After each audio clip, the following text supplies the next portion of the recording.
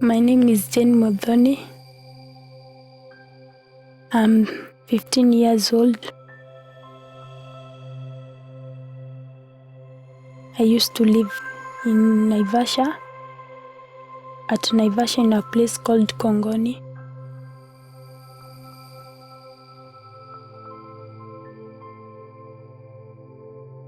I knew Jane because last summer when we were here as a family and we did a home visit as part of our time at Light of Hope, we went to Jane's village. And her home life has stuck with me ever since. I saw a house that had nothing more than 4 walls, a blanket, a bucket, and a pot, and lots of hungry children who lived in maybe a 4x4 room. So I haven't been able to get that vision out of my mind for a year.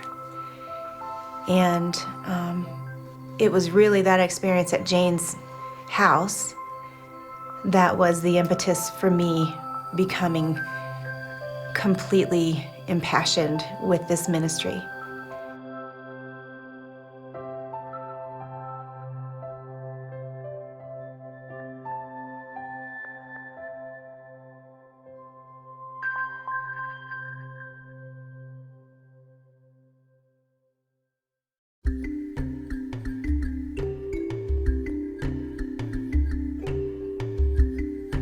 The first day when I came in Light of Hope, I felt good because I found a lot of girls. They welcomed me warmly, and Light of Hope members, they love me and they care about me, and my life have changed. We had not intended to go back to Jane's village. We had other girls that we were going to be focusing on as part of our production, and so we had not planned to go to Jane's village.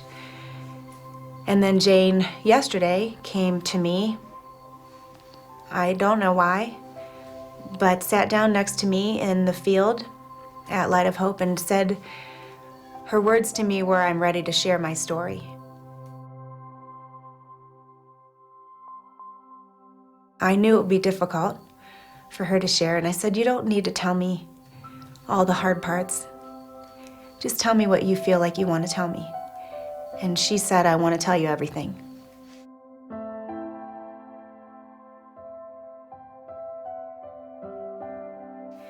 So she told me about how her stepfather had raped her when she was about 10. She explained it as, I don't know why he hated me, but he hated me and he raped me. And she told me how she went to her mother and that her mother took her to the police station and they were able to prosecute him and that her father was now in jail. And we talked, Jane and I, about how much courage and bravery that must have taken for her mother to do that, because her mother then would be left to care for the other children on her own. So we went back to Jane's village today, and I remember on the way there wondering if the reality of Jane's home could possibly touch the memory that I had. Is it possible that it's as bad as I remember?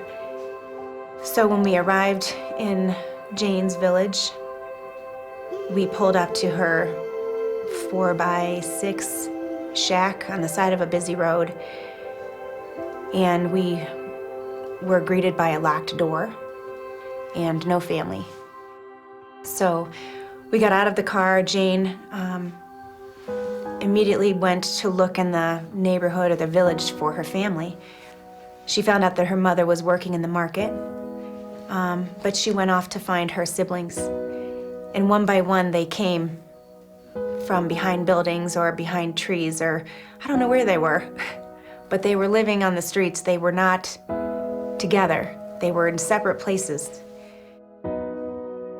And last year when we met Jane, there was a little baby that her sister Lydia was carrying on her back. That was Jane's little brother.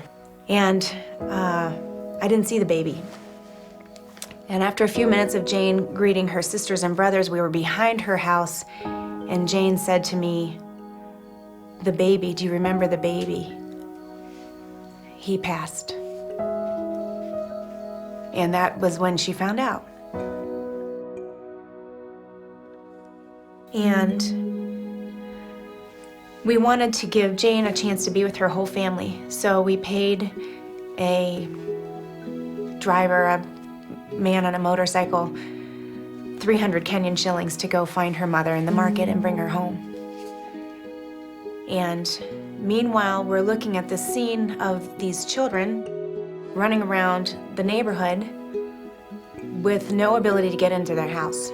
It's locked. And so they're essentially living on the street.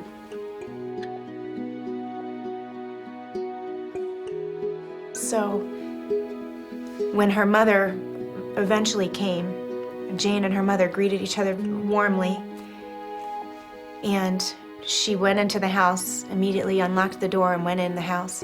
It was a dirt floor and a bench of some kind, and you couldn't even fit 3 bodies in that house at the same time, and I couldn't conceive of how she was sleeping 6 people in there.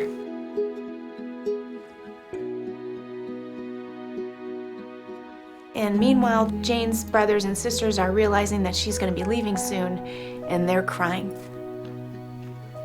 And they're crying really loud, especially the little boy, Moses.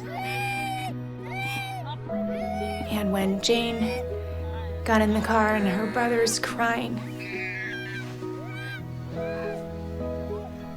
I just couldn't even imagine what it must have been like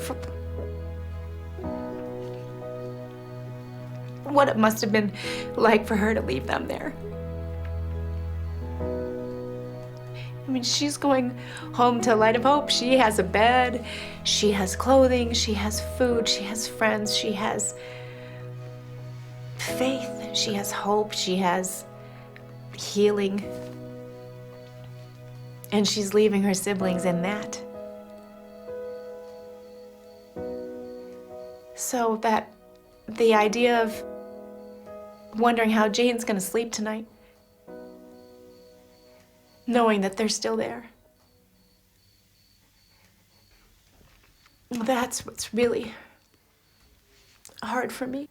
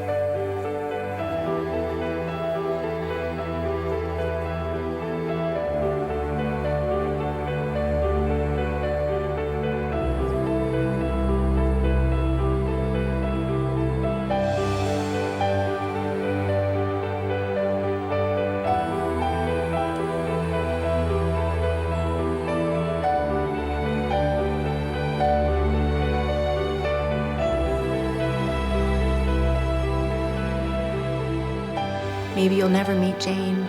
Maybe you'll never meet the 49 other girls who are at Light of Hope. Maybe you'll never come to Africa at all. And so I'm trying to give you a vision of what it's really like. Because I know the power that one person can make by investing in them, by investing in their education, by giving them an opportunity to dream.